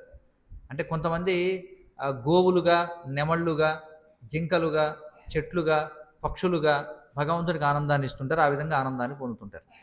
అంటే ఉదాహరణకి మనమే ఉదాహరణ తీసుకోండి. మన ఇంట్లో పెంపుడు జంతువులు ఉంటాయి కదా. ఇప్పుడంటే అందరూ కుక్కలు పెంచుకుంటున్నారు. పూర్వం అందరూ కూడా గోవులు ఉండేవి ప్రతి ఇంట్లో. మరి అది యజమానికి ఆనందాన్ని ఇస్తుందా లేదా? గోవు కావచ్చు, కుక్క కావచ్చు, పిల్లి కావచ్చు, కొంతమంది పందులు పెంచుకునే వాళ్ళు ఉన్నారు, రకరకాలు పిల్లుల్ని పెంచుకునేవాళ్ళు, పక్షుల్ని పెంచుకునేవాళ్ళు, ఎలుకల్ని పెంచుకునేవాళ్ళు ఉన్నారు. చూడండి, ఆ విధంగా వాళ్ళకి ఏదో ఆనందం వస్తుందా లేదా? అదొక రకమైన ఆనందం. అదే వ్యక్తికి కొంతమంది సేవకులు ఉంటారు, యజమాని సేవకులు కదా. ఆ వ్యక్తికి యజమాని కూడా ఉంటాడు, యజమానితో సంబంధం ఉంటుంది, అందులో ఒక విధమైనటువంటి అనుభూతి ఉంటుంది. అలాగే సేవకులతో యజమానికి ఒక విధమైన అనుభూతి ఉంటుంది. ఇక తర్వాత అలాగే స్నేహితులు ఉంటారు, స్నేహితుల మధ్య ఒక విధమైనటువంటి సంబంధం ఉంటుంది. అంటే ఒకే వ్యక్తికి తన పెంపుడు జంతువులతో సంబంధం ఉంటుంది, తన యజమానితోటి లేదా తన సేవకులతో ఒక రకమైనటువంటి సంబంధం ఉంటుంది, అలాగే స్నేహితులతో సంబంధం ఉంటుంది, తల్లిదండ్రులతో సంబంధం ఉంటుందా లేదా? అలాగే తన యొక్క సంతానంతో సంబంధం ఉంటుంది, భార్యతో సంబంధం ఉంటుంది, లేదా భర్తతో సంబంధం ఉంటుంది, లేదా ప్రియుడితోనో ప్రియురాలతోనో సంబంధం ఉంటుంది. అంటే ఒకే వ్యక్తి ఇన్ని రకాల సంబంధాలు కలిగి ఉండగలడా లేదా చెప్పండి. కానీ ఇందులో ఏది ఎక్కువ ఆనందాన్ని ఇస్తుందంటే మళ్ళీ తేడా ఉందా లేదా? ఉంది కదా, తేడా ఉంది. అలాగే భాగవతం అనేది రసమాలయం అని ఎందుకన్నారంటే భగవంతునితో ఇప్పుడు నేను చెప్పిన అన్ని రకాల్లో సంబంధాలు పెట్టుకున్న వాళ్ళు ఉన్నారు. కొంతమంది కృష్ణుడి దగ్గర గోవుగా ఉన్నారు, కొంతమంది నెమలిగా ఉన్నారు, కొంతమంది దుప్పిగా ఉన్నారు, కొంతమంది ఎలా ఉన్నారంటే గడ్డిగా ఉన్నారు ఆయన దగ్గర, కొంతమంది చెట్లుగా ఉన్నారు, కొంతమంది ఏమో యమున చూడండి నీటిలాగా ఉన్నారు. ఇలా సంబంధాన్ని పెట్టుకున్న వాళ్ళు, వాళ్ళకు వచ్చే ఆనందం వేరు ఒక రకం. కొంతమంది భగవంతుడికి దాసులుగా ఉన్నారు, ఆయన కాళ్ళు పట్టడం లేకపోతే ఆయనకి విసరడం చూడండి, ఇలా ఆనందాన్ని అనుభవించేవాళ్ళు కొంతమంది ఆయనకి స్నేహితులుగా ఆయన భుజాల మీదకి కూర్చునేవాళ్ళు, లేకపోతే ఆయన్ని భుజాల మీద ఎక్కించుకునేవాళ్ళు, ఆ రకంగా ఆనందాన్ని అనుభవించేవాళ్ళు కొంతమంది ఆయన ఏమో చిన్న ముద్దు పెట్టడుగా ఆనందాన్ని అనుభవించేవాళ్ళు. ఇప్పుడు దామోదర మాసం జరుగుతుంది, యశోదామాత అలాగే నందవ్రజంలో ఉన్నటువంటి గోపికలందరూ కూడా ఆయన్ని చిన్న పుత్రుడిగా పరిగణించేవారు. వారి ఆనందం వారిది. తండ్రిగా భావించేవారు, అతన్ని పుత్రునిగా భావించిన వాళ్ళు నందమహారాజు, వసుదేవుడు ఇలాంటి వాళ్ళు కొంతమంది. అలాగే ఆయనకి ప్రియురాళ్ళుగా ఉండి ఆనందాన్ని అనుభవించిన వాళ్ళు కొంతమంది, భార్యలుగా ఉండి ఆనందాన్ని అనుభవించిన వాళ్ళు కొంతమంది. వీళ్ళందరూ ఆనందాన్ని అనుభవిస్తున్నారు కదా. ఇవి ముఖ్యంగా 5 రసాలు. ఇవి కాకుండా మళ్ళీ 7 గౌణ రసాలు ఉన్నాయి. గౌణ రసం ఏంటంటే శత్రువుగా ఉండి ఉన్నవాళ్ళు కొంతమంది చూడండి. వీళ్ళు మాత్రమే కాదు కదా, ఒక్కోసారి రాజుకి కొంచెం చేతులు దురదగా ఉండి కొంచెం ఒళ్ళు ఇదిగా ఉందనుకోండి, రారా ఎవడో కొంత రమ్మంటాడు రాజు, మన ఇద్దరం కుస్తీ పట్లు పడదాం కదా. ఆ విధంగా ఆనందాన్ని ఇవ్వాల్సిన వాళ్ళు కొంతమంది ఉంటారు. అలా ఆనందాన్ని ఇచ్చిన వాళ్ళు ఉన్నారు కృష్ణుడికి. ఎవరున్నారు వాళ్ళు? హిరణ్యకశిపుడు, హిరణ్యాక్షుడు, రావణాసురుడు, కుంభకర్ణుడు, ఈ అసురులందరూ ఎవరు?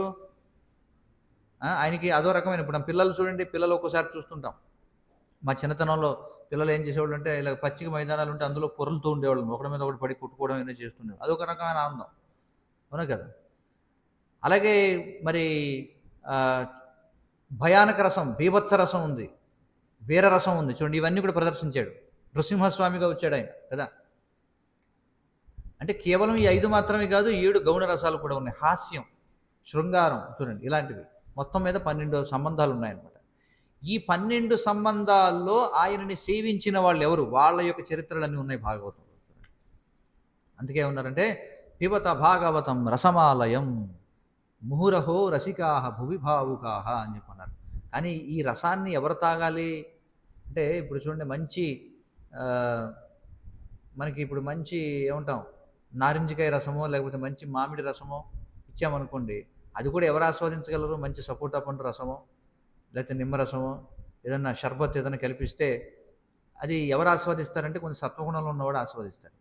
అంతేగాని మందుకి వాటికి అలవాటు పడి ఉండనుకోండి, మనం చాలామందిని చూస్తుంటాం, బాగా ఎప్పుడు కైనీళ్ళు నవ్వులుతూ ఉంటారు, జరదా కిళ్ళీలు, సగం ఆల్రెడీ తినేసి ఉంటుంది లోపల క్యాన్సర్తో. లేకపోతే సిగరెట్లు కాల్చేవాళ్ళు, మందు తాగేవాళ్ళు, ఇలాంటి చెత్త నాటుసార తాగేవాళ్ళు, అలవాటు పడిన వాళ్ళు ఉన్నారనుకోండి, వాడిని పిలిచి ఒరే బాబు పాయసం పెడతాను కూర్చో, అబ్బాయి వద్దండి, అబ్బాయి నా పడదండి అంటాడు. వాడు ఆస్వాదించగలడా దాన్ని? ఆస్వాదించలేడు. ఎందుకని? ప్రాకృత రసం అలవాటు పడిపోయి ఉన్నాడు అనమాట. ఇప్పసారా తాగేవాడికి మనం తీసుకొచ్చి పాయసం పెడతానంటే తాగుతాడు, అబ్బాయి చేయి బాగోలేదండి అంటాడు.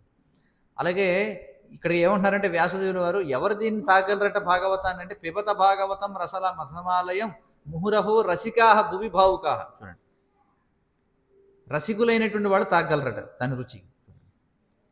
అంతేగాని అడ్డమైన చెత్త తినే అలవాటు ఉన్నవాడికి మనం మంచి లడ్డు ఇస్తే వాడికి చేదుగా ఉంటుందన్నమాట. కాబట్టి భాగవతాన్ని కూడా అందరూ రుచించలేరు అనమాట, భాగవతాన్ని కూడా అందరూ ఇది చేయలేరు. కానీ ఎవరైతే ఆ విధంగా ఆస్వాదించగలరో వాళ్ళ కోసం ఈ భాగవతం అనేది ఇవ్వబడింది. మరి ఇక్కడ ఈ శ్లోకంలో ఏమంటున్నారంటే, కలహయుగమైన కలియుగపు దోషముల నుండి, దోషములు చెప్పుకున్నాం కదా, ఏమిటి దోషాలు? ఏమిటి దోషాలు? కలియుగపు దోషాలు. మొదటిది ఏమిటి? అల్పాయుష్కులు, మొదటి దోషం.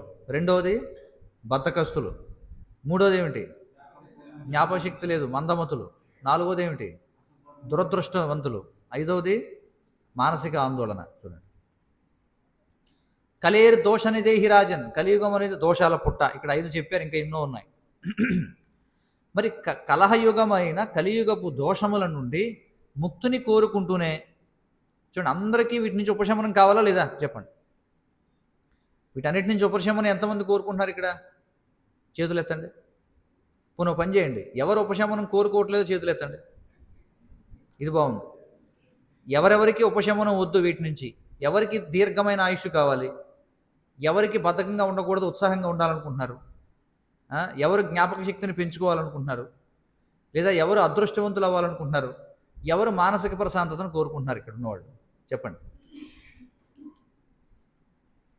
చేతులు ఎత్తుతున్నారు కొంతమంది. అంతే కదా, అందరికీ దీర్ఘాయుష్ కావాలా లేదా? కావాలి. అందరూ ఉత్సాహంగా ఉండాలనుకుంటున్నారా లేదా?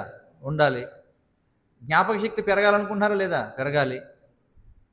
అదృష్టం కావాలా? కావాలి. మానసిక ప్రశాంతత కావాలా? కావాలి. మరి ఎంతమందికి భాగవతం కావాలి? చేతులు ఎత్తండి. ఇప్పుడు ఎత్తులేని వాళ్ళ దగ్గర అందరి దగ్గర ఉందా భాగవతం? లేదా? లేని వాళ్ళందరూ మమ్మల్ని సంప్రదించండి ఇవాళ. ఎందుకంటే ఇవాళ కార్తీక మాసం, పైగా భీష్మ పంచకం. అంటే ఈ రోజు నుంచి మొదటి రోజు ఏకాదశి రోజు, చాలా పవిత్ర దినం. ఏకాదశి ఇప్పటి నుంచి పౌర్ణిమ వరకు వచ్చే రోజులను ఏమంటారంటే భీష్మ పంచకం అంటారు. అంటే భీష్ముడు ఏ విధంగా అయితే తన అంపశయ్యపై ఉన్నప్పుడు వ్రతపాలన చేశాడో ఆ విధంగా ఈ 5 రోజులు చేస్తారనమాట. అందుకే దీన్ని భీష్మ పంచకం అంటారు, చివరి 5 రోజుల్ని. అంతేగాని దీనికి భీష్ముడితో సంబంధం లేదు, వాస్తవానికి భీష్ముడు చేసింది కాదు ఇది. కానీ భీష్ముడిని స్మరిస్తూ భీష్ముడు చేసినటువంటి వ్రతాన్ని 5 రోజులు పాటిస్తారు. మరి ఎవరైతే ఈ 5ంటిని కావాలనుకున్నారో అది ఇక్కడ చెప్తున్నారు. ఇక్కడ ఏమంటున్నారంటే, ఈ 5 దోషాల నుండి ముక్తిని కోరుకుంటూనే శ్రీకృష్ణ భగవానుని యొక్క ఘనమైన యశోవైభవాన్ని వినాలని అనుకోనివాడు ఎవడయ్యా అని అడుగుతున్నాడు ఇక్కడ. చూడండి, ఒక పక్కన 5 కావాలనుకుంటున్నారు కానీ భాగవతం వద్దంటున్నారు. ఇంకేం చేస్తాం? అదే ఇక్కడ చెప్తున్నారు. కాబట్టి 5 కావాలంటే ఏం చేయాలి? భాగవతం వినాలి. భాగవతం అంటే ఏమిటి? అదే రసమాలయం అని చెప్పుకుంటున్నాను. కానీ తర్వాత అడిగామనుకోండి, సరే ఇదంతా విన్నారు కదా భాగవతం తీసుకుంటారా? వద్దులేండి, తర్వాత చూద్దాంలేండి అని చెప్పంటారు. అది పరిస్థితి అన్నమాట. కాబట్టి ఇక్కడ చూడండి, ఇక్కడ ఏం చెప్తున్నారంటే, కలహస్వభావ కారణంగా కలియుగం అత్యంత హేయమై ఉన్నది. కలహస్వభావం అన్నమాట. కొద్దిగా ఏదన్నా అభిప్రాయ భేదం వచ్చిందంటే చాలు గొడవ మొదలు కదా. గొడవ ఎప్పుడు వస్తుందా అంటే గొడవ పడడాన్ని ఆనందించే వాళ్ళు ఉండే యుగం అన్నమాట ఇది కలియుగం అంటే.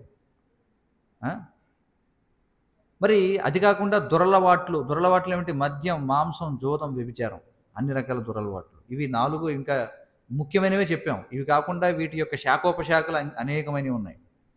అవునా కదా? మద్యం, మాంసం, జూదం, వ్యభిచారం వీటి యొక్క శాఖోపశాఖలు అనేకంగా ఉన్నాయి.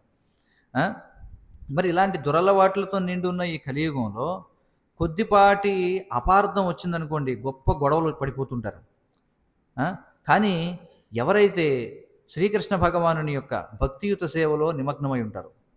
మరి శ్రీకృష్ణ భగవానుని యొక్క భక్తియుత సేవ అంటే 9 విధాలుగా చేయొచ్చు. ఇప్పుడు మనం ఏం చేస్తున్నాం? శ్రవణం. అన్నిటికంటే ముందేమిటి? శ్రవణం. ఇప్పుడు మీరు అందరూ చేస్తుంది భగవంతుడి సేవ. ఎందుకంటే ఇక్కడ మిమ్మల్ని పొగట్లేదు, నన్ను పొగుడుకోవట్లేదు, సినిమా యాక్టర్లను పొగట్లేదు, రాజకీయ నాయకులను పొగట్లేదు. ఎవరిని కీర్తిస్తున్నాం? ఇక్కడ భగవంతుని కీర్తిస్తున్నాం. చూడండి. అలాగే శ్రవణము, కీర్తనము, స్మరణము, ఆయన గురించి ఆలోచిస్తున్నాం మనం. శ్రవణ, కీర్తన, స్మరణ, వందన, ప్రణామాలు. అందరూ కూడా వచ్చి ప్రణామాలు చేస్తారు. అందుకే ఆలయంలోకి రాగానే ముందు మనం ఏం చేయాలంటే ఆచార్యులకి ప్రణామం చేయాలి, తర్వాత భగవంతుడికి ప్రణామం చేయాలి. శ్రవణ, కీర్తన, స్మరణ, వందన, పాదసేవనం. పాదసేవనం అంటే ఏమిటి? ఆచార్యుల యొక్క ఏవైతే భగవంతుడు ఇచ్చినటువంటి ఉపదేశాలు ఏవైతే ఉన్నాయో వాటిని అనుసరించడం. దాస్యము అంటే అనేక రకాల సేవా కార్యక్రమాల్లో పాల్గొనడం.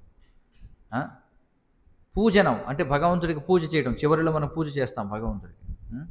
సఖీజన అంటే స్నేహం చేయడం, భగవంతునితో స్నేహం చేయడం. అంటే ఏమిటి? భగవంతుని ప్రార్థించడం, భగవంతుని మనకి ఇచ్చేటువంటి సమాధానాలు తెలుసుకోవడం. పూజన, సఖీజన, ఆత్మనివేదన, పూర్తిగా భగవంతుడికి సమర్పించుకోవడం. ఇవి చెప్పబడ్డాయన్నమాట, ఈ 9 విధానాలు. ఈ 9 విధానాల్లో ఎవరైతే నిమగ్నమై ఉంటారో, ఎలాగా? స్వలాభాపేక్ష లేకుండా, అలాగే నానా రకాల శుష్క తాత్విక కల్పనలు, ఊహాకల్పన నుంచి విడిపడి ఉంటారో, వీళ్ళు ఈ సంకీర్ణ యుగపు తాపముల నుండి ముక్తి నొందడానికి సమర్థులై ఉంటారు అని చెప్పన్నారు.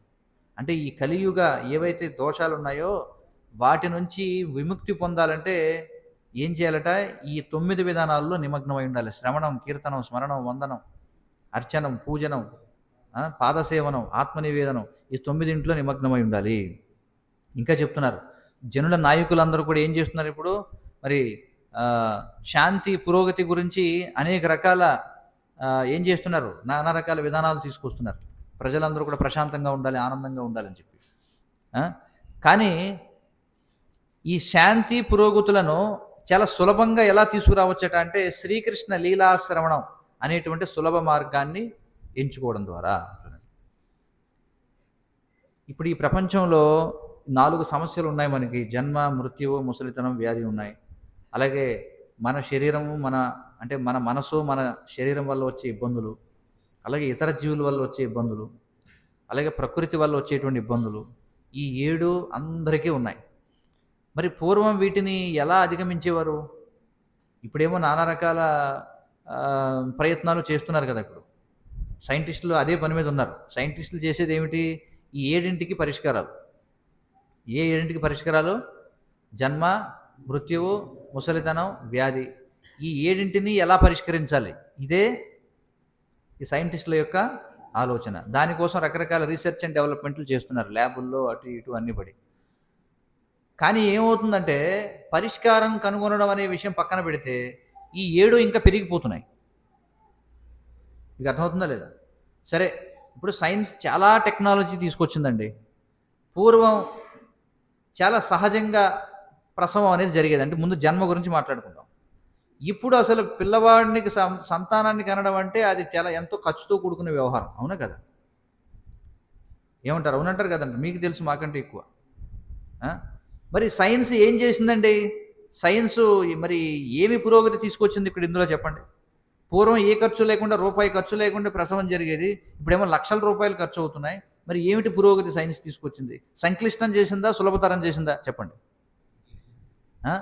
పుట్టడం ఎంతో ఖర్చుతో కూడుకునే పని. చూడండి, ఇప్పుడు తల్లిదండ్రులు లెక్కేసుకోవాల్సి వస్తుంది. వాడిని తర్వాత 5 ఏళ్ళు వచ్చిన తర్వాత వీడికి 5 లక్షలు ఖర్చు పెట్టాం పుట్టడానికి అని చెప్పి. చూడండి, సరే పోనీ అలా ఉంది అంటే పుట్టడం అంటే ఖర్చుతో కూడుకుంది. పోనీ చావడం ఎవడన్నా ఫ్రీగా చూస్తున్నాడా? చెప్పండి, మీరే చెప్పండి. చావడం ఎవడన్నా ఫ్రీగా చూస్తున్నాడా? చావడానికి లక్షల రూపాయలు ఖర్చు పెడుతున్నారు. ఇప్పుడు విన్నారా? పూర్వం ఉన్నవాళ్ళు నవ్వుకుంటారనమాట. చావడానికి ఖర్చు ఏమిటారా నాయన? ఎక్కడైనా చచ్చిపోవచ్చు కదా. కుదరదు, హాస్పిటల్లోనే చావాలి. బయట చేస్తే అది పరువు తక్కువ అన్నమాట. చూడండి, ప్రతివాడు చెప్పుకుంటాడు, మా నాన్నకి నేను వెంటిలేటర్ మీద పెట్టి 5 లక్షలు ఖర్చు పెట్టాను తెలుసా నీకు అని. అది పరిస్థితి. కొన్ని చావన్నా సరిగ్గా చస్తున్నారా అంటే ఎవడ చావు ఆవిడ చావనివ్వట్ల. దాన్ని కూడా సైంటిస్టులు క్లిష్టతరం చేసేసారు. జన్మ మృత్యు ముసలితనం చూడండి. ముసలితనాన్ని తప్పించుకుందాం అనుకుంటున్నారు. ఇప్పుడు 10-15 ఏళ్ల వయసు వచ్చేటప్పటికే జుట్టు నెరిసిపోతుంది. అవునా కదా? చూడడానికి యువకుల్లో ఉంటాడు కానీ ఎవడికి కూడా పని చేయలేడు అనమాట. అన్ని ఇంద్రియాలు బలహీనం. యువత అనేది పేరుకే యువత, అందరూ కూడా ముసలివాళ్లే. పరిస్థితి అది చూడండి. పూర్వం ఇప్పుడు 90 ఏళ్ళ వయసు వచ్చినా సరే కళ్ళు స్పష్టంగా కనిపించేవి. ఇప్పుడు వాడికి 7 ఏళ్ళు 8 ఏళ్ళు వచ్చేటప్పటికి సోడాగుడ్డ అద్దాలు వచ్చేస్తాయి చూడండి. అవునా కదా? ఇంకో విషయం ఏంటంటే సైంటిస్టులు ఏం చేశారంటే ముసలితనాన్ని తీసేద్దాం అనుకుని ఆ ప్రయత్నం అసలు ముసలితనం వరకు వెళ్లకుండానే చచ్చిపోతున్నారు జనం. ఇది కూడా ఆ సైంటిస్టుల దయ. ఇక తర్వాత వ్యాధి. పూర్వం కూడా వ్యాధులు ఉన్నాయి, కానీ ఈరోజు వ్యాధులు ఎలాంటివి చూడండి. సరే పోనీ మీరు ఇంత సైన్స్ తీసుకొచ్చారు కదా, వ్యాధిని ఏమైనా తగ్గించారంటే అంతులేని వ్యాధులు, పేరు తెలియని వ్యాధులు. ఏదన్నా జ్వరం అని చెప్పి పొరపాటున హాస్పిటల్కి వెళ్ళామో వాళ్ళు 20 టెస్టులు రాస్తారు చూడండి. 20,000 వదిలించుకోవడానికి సిద్ధంగా ఉంటేనే మీరు హాస్పిటల్కి వెళ్ళాలి చూడండి. మరి ఏం పురోగతి సాధించారు నాకు చెప్పండి. పురోగతి ఏమైనా ఉందా ఇందులో? మరి ఇంకెందుకని పురోగతి అంటున్నారు? ఎక్కడ పురోగతి ఉంది? ఇది అధోగతి. ఇది అర్థం చేసుకోవాలి. ఇది కాకుండా మన మనసు, మన శరీరం వల్ల వచ్చే ఇబ్బందులు, ఒక్కడ కూడా మానసిక ప్రశాంతత లేదు. ఆత్మహత్యలు పూర్వం ఎవడో చేసుకునేవాడు కాదు, ఇప్పుడు ఆత్మహత్య సర్వసాధారణం అయిపోయింది. ఇక ఇతర జీవుల వల్ల కష్టాలు మీరు చూడండి. 1947 సంవత్సరంలో భారతదేశానికి స్వాతంత్రం అని ఏదైతే చెప్పారో అది రాకముందు ఎవడైనా సరే వాడి పడవో లేకపోతే వాడి గుర్రమో వాడి ఎడ్ల బండో వేసుకుని ప్రపంచంలో ఏ మూలకైనా వెళ్ళిపోవచ్చు. ఎక్కడ పాస్పోర్ట్ లేదు, వీసా లేదండి చూడండి. ఉందా? పూర్వం ఆఫ్ఘనిస్తాన్ నుంచి శనగలోనూ దానిమ్మ పళ్ళు వచ్చి అమ్ముకునేవారు మన ప్రాంతాల్లో 1947కి ముందు చూడండి. మరి ఏమి స్వాతంత్రం సాధించాం మనం? ఎక్కడికెక్కడ విభజనలు చేసుకున్నాం. ఒక దేశం నుంచి శ్రీలంక వెళ్ళాలంటే పాస్పోర్ట్ కావాలి, బంగ్లాదేశ్ వెళ్ళాలంటే పాస్పోర్ట్ కావాలి, పాకిస్తాన్ వెళ్ళాలంటే పాస్పోర్ట్ కావాలి. అసలు ఇదే దేశంలో ఎన్నో ప్రాంతాల్లోకి వెళ్ళలేని పరిస్థితి. ఏం పురోగతి సాధించాం మనం చెప్పండి. ఇక ప్రకృతి వైపరీత్యాలు. మూడవది ఆదిదైవిక క్లేశాలు. పూర్వం ఎప్పుడూ లేదు, కనీసం ఆ కాలంలో అదే ఉండేది. ఎండాకాలంలో ఎండ వేసేది, శీతాకాలంలో చలేసేది, వర్షాకాలంలో వర్షం పడేది.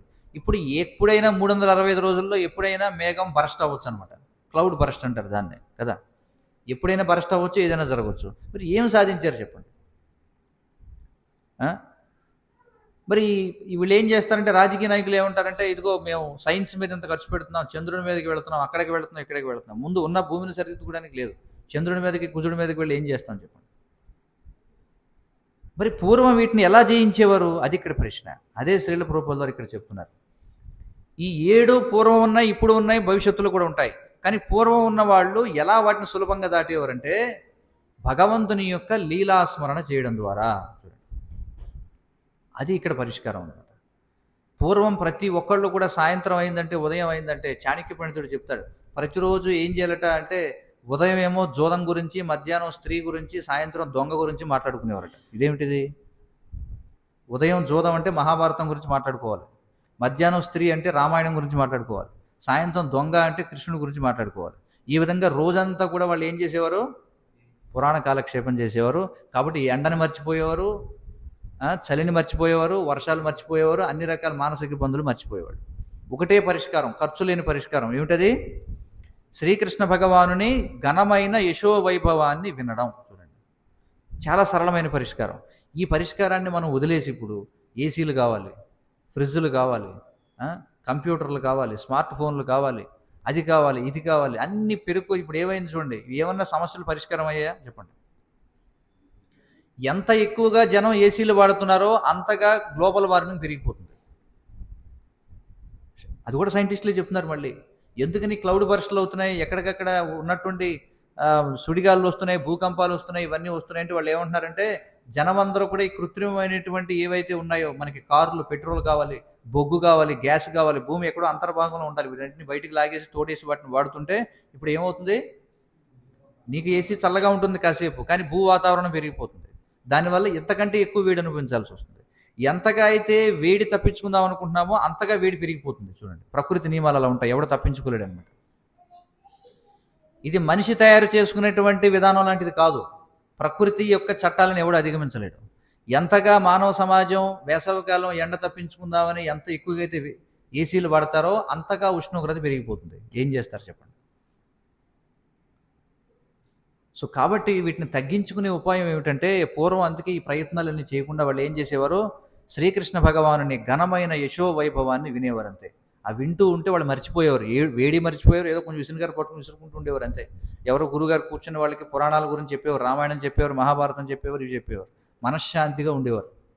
వేసుకోవడానికి పైన గుడ్డ లేకపోయినా సరే, వాడికి ఎలాంటివి ఒక పూటే తిన్నా సరే మనిషి హాయిగా బతికేవాడు అనమాట. అందుకే ఇక్కడ ఏమంటున్నారంటే, నాయకులు నిజంగా సమాజం యొక్క సమస్యలను పరిష్కరించాలంటే ఏం చేయాలంటే, శ్రీకృష్ణ లీలాశ్రవణం అనే సులభ మార్గాన్ని అందరికీ కూడా అమలు చేయాలి అని చెప్పుకుంటున్నారు. కానీ ఇప్పుడు ఏం చేస్తున్నారు, మూర్ఖులైనటువంటి నాయకులు భగవంతుడి అస్తిత్వాన్నే నిరసిస్తున్నారు. ఇప్పుడు సరే, పురాణ కాలక్షేపాల సంగతి, భగవంతుడి కథలు వినడం పక్కన పెడితే అసలు దేవుడే లేడని అంటున్నారు ఇప్పుడు నాయకులు. ఇప్పుడు ఏమవుతుంది చెప్పండి సమాజానికి? ఇలాంటి సమాజానికి మరి భయంకరమైనటువంటి యుద్ధాలు అవి ఇవి రాకపోతే ఏమొస్తాయండి చెప్పండి? ఇంకేమంటున్నారు, మతరహిత రాజ్యం. ఏమన్నంటే ఏమంటారంటే సెక్యులరిజం అంటారట. చూడండి, మేము ఏ మతంలోకి కలగజేసుకోం, లేకపోతే మాకు ఏ మతంతో సంబంధం లేదని చెప్పి అంటారట. మతరహిత రాజ్యం అనే పేరుతో అలాంటి నాయకులు ఏం చేస్తున్నారు, ప్రతి సంవత్సరం ప్రణాళికలు తయారు చేస్తున్నారు. కానీ ప్రగతి కోసం వాళ్ళు చేసే ప్రణాళికలు ఏమవుతున్నాయి, శ్రీకృష్ణ భగవానుని ఆధీనమున ఉన్న ప్రకృతిచే సర్వదా విఫలములు గావించబడును. కోట్ల రూపాయలు పెట్టి రోడ్లు వేస్తారు. ఎందుకని? గంటకి 200-300 కిలోమీటర్ల వేగంతో వెళ్ళిపోదామని. కానీ ప్రకృతి ఊరుకుంటుందా? గోతులు పడతాయి, 10 కిలోమీటర్లు కూడా వెళ్ళాం గంటకి. చూడండి, పరిస్థితి అదే కదా, చూస్తున్నాం కదా. ఇప్పుడు పరిస్థితి ఏమిటంటే, ఈ రోడ్లు వేయడానికి మొత్తం ఉన్న కొండలన్నీ పగలు కొట్టేశారు. ఇప్పుడు కొత్తగా వేయడానికి రోడ్లు లేవు, అంటే కొండలు లేవు. మెటీరియల్ ఎక్కడి నుంచి తేవాలి? ఇప్పుడు కొత్తగా అంతకంటే దారుణమైనది ఏదో కనిపెడతారు అనమాట. ఏ ప్లాస్టిక్ని కరగబెట్టో ఏదో చేస్తారు ఇప్పుడు. చూడండి, అది పరిస్థితి. కాబట్టి మనం స్వతంత్రులం కాదు, ఇది మనం అర్థం చేసుకోవాలి. మనం ఎన్ని ప్రణాళికలు వేసినా భగవంతుడు ఏం చేస్తాడు, ప్రకృతి ద్వారా ఆ ప్లాన్లన్నీ కూడా ఏం చేస్తాడు, అగ్నిలో నీళ్లు పోసినట్టుగా ఆర్పేస్తాడు అనమాట. అది ఇక్కడ చెప్తున్నారు. మరి ఈ విధంగా శాంతి మరియు సౌభ్రాతృత్వం పట్ల ప్రణాళికలు నిత్యం భంగపడుతున్నా ఎవరికి కూడా కనువిప్పు కలగదు అని చెప్పుకుంటున్నారు. అంటే అడుగడుగునా మనకి ముక్కు పచ్చడవుతున్నప్పటికీ, మనం లెంపకాయలు తింటున్నప్పటికీ ఎవరూ కూడా కనువిప్పు కలగటం లేదట. చూడండి, ప్రకృతి ఇన్ని దెబ్బలు కొడుతున్నప్పటికీ, ఇన్ని భయంకరమైన వ్యాధులు వస్తున్నాయి, కానీ ఎవ్వరూ దాన్ని పట్టించుకోవట్లేదు. చూడండి, అలాంటి వారికి ఆటంకాలని అధిగమించాలంటే ఇక్కడ ఒక సూచన ఇస్తున్నాం అని చెప్పుకుంటున్నారు. ఏమిటా సూచన? మనము శాంతిని కోరుకుంటే శ్రీకృష్ణ భగవానుని అర్థం చేసుకునే మార్గాన్ని చేపట్టాలి. మనం ఈ భాగవత పుటలలో వర్ణించబడిన అతని అద్భుత కర్మలను కీర్తించాలి. కాబట్టి నిజంగా మీరు ఒకవేళ, మేము చెప్తున్నాం ఇది వాస్తవంగా, ఒకవేళ మనం ఈ యొక్క కలి యొక్క దోషాల నుంచి మనం బయటపడాలనుకుంటే, ఈ 4 సమస్యలు, 3 క్లేశాలు, వీటి నుండి ఉపశమనం కోరుకున్నట్లయితే మనం చేయవలసిందల్లా ఏమిటంటే, ఈ భాగవతం రూపంలో ఉన్నటువంటి భగవంతుని యొక్క లీలా వైభవాలని శ్రవణం చేయాలి. మరి మీలో ఎవరైతే నిజంగా నిజాయితీ పరులు, మేము నిజంగా పరిష్కారాన్ని కోరుకుంటున్నామండి, ఎలాంటి చూడండి, వైద్యుడి దగ్గరికి వెళ్ళామనుకోండి, వైద్యుడి దగ్గరికి వెళితే మనకున్న సమస్య ఏమిటో చెప్పాలి. సగం సమస్య చెప్పి మిగతాది అబద్ధం చెప్పామనుకోండి, సగం ఔషధమే దొరుకుతుంది. అలాగే మీరు అందరూ కూడా దారిలో ఎన్నో చెత్త రోడ్లు, ఈ గుంటలు, ఈ నీళ్లు, పొలాలు ఇవన్నీ కూడా దాటుకుని ఇక్కడ దాకా వచ్చారంటే ఎంతో కొంత శ్రద్ధ ఉందని అర్థం. మరి ఎలాగో ఇంత దూరం వచ్చారు కాబట్టి శాశ్వతమైన పరిష్కారాన్ని పొందండి. ఏమిటా శాశ్వతమైన పరిష్కారం అంటే, హరే కృష్ణ కృష్ణ కృష్ణ హరే హరే, హరే రామ రామ రామ హరే హరే అనేటువంటి మహామంత్రాన్ని జపించండి. మరి 4 పాపకృత్యాలకి దూరంగా ఉండండి. మద్యం, మాంసం, జోదం, వ్యభిచారం, వీటికి దూరంగా ఉంటూ ఇదిగో ఈ భాగవతాన్ని స్వీకరించండి. ఈ కలియుగ దోషాలన్నిటి నుంచి కూడా బయటపడండి. మరి ఎవరైతే నిజంగా శ్రద్ధ కలిగిన వాళ్ళు ఉంటే, అక్కడ బుక్ స్టాల్ ఉంది, అక్కడికి వెళ్ళి మీరు మీ పేర్లు ఇస్తే మేము స్వయంగా మీ ఇంటికి వచ్చి ఈ భాగవతాన్ని నామ సంకీర్తనతో స్థాపన చేస్తాం. ఎలా చేయాలో, దీన్ని ఎలా చదవాలో కూడా మేము చెప్తాం. ఎందుకంటే ఇది కార్తీక మాసం, దామోదర కార్తీక మాసం యొక్క చివరి 5 రోజులు. ఈరోజు ఏకాదశి నుంచి పౌర్ణమి వరకు ఈ 5 రోజులు కూడా చాలా చాలా విశేషం అన్నమాట. కాబట్టి అవకాశాన్ని అందరూ వినియోగించుకోండి. మీ పేర్లు అక్కడ ఇవ్వండి. మీ అడ్రస్ ఏంటో చెప్తే మీ ఇంటికి మేమే భాగవతాన్ని తీసుకొని ఇస్తాం. ఒకవేళ మీరంతా ఒకేసారి మేము చెల్లించలేమండి, 18 పుస్తకాలు 12 స్కందాలు మేము ఎంతగా చెల్లించలేమంటే మీకు ఇన్స్టాల్మెంట్ సదుపాయం కూడా ఇస్తాం. చూడండి, ఒకవేళ మీరు నిజంగా శ్రద్ధ కలిగి మీరు పరిష్కారం కనుగొనాలనుకుంటే. హరే కృష్ణ. ఏమైనా ప్రశ్నలు సూచనలు ఉంటే చెప్పండి. ఏమైనా ప్రశ్నలు ఉన్నాయా ఎవరికైనా?